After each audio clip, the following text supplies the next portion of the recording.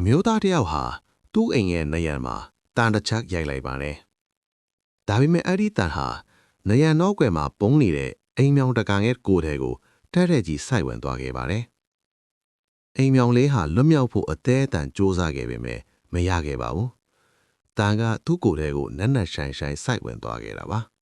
။အဲ့ဒီအမျိုးသားဟာဘာဖြစ်သွားလဲဆိုတာကိုလုံးဝမသိခဲ့ပါဘူး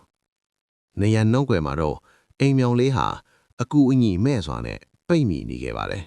။ဒါပေမဲ့အန်အောစရာကောင်းတဲ့အရာတစ်ခုဖိပြက်ခဲ့ပါတယ်။သူ့ရဲ့အဖော်အိမ်မြောင်လေးဟာသူ့ကိုစွန့်ပစ်သွားဖို့ငင်းဆန်နေပါတယ်။အဲ့ဒီလိုဆိုးရွားတဲ့အခြေအနေမျိုးမှာတော့ကြံတဲ့အိမ်မြောင်တစ်ကောင်ဟာအပြင်ကိုထွက်ပြီးအစာရှားဖွေကနေတိုင်းပြန်လာခဲ့ပါတယ်။ဒဏ်ရာရနေတဲ့သူ့အဖော်အသက်ရှင်နိုင်ဖို့အတွက်အစာတွေကိုခွန်ကျွေးနေခဲ့တာပါ။ဒီလိုနဲ့လောက်ပေါင်းများစွာကြာသွားခဲ့ပါတယ်။6လကနေ9လလောက်ကြာတဲ့အခါမှာတော့အဲ့ဒီအမျိုးသားဟာနယန်ကပြင်ပြာကိုခွာလိုက်ပါတယ်။အဲ့ဒီအချိန်မှာပဲသူဟာအဖြစ်မှန်ကိုတီးလိုက်ရပါတော့တယ်။နယန်မှာတန်နဲ့စိုက်ပြီးကဲ့နေတော့ဖြစ်တဲ့အိမ်မြောင်လေးကိုသူမြင်လိုက်ရပြီးဘာတွေဖြစ်ခဲ့တယ်လဲဆိုတာကိုနားလည်သွားခဲ့ပါတယ်။သူဟာဒီဇလန်ကိုဆိုရှယ်မီဒီယာပေါ်မှာမျှဝေခဲ့ပြီး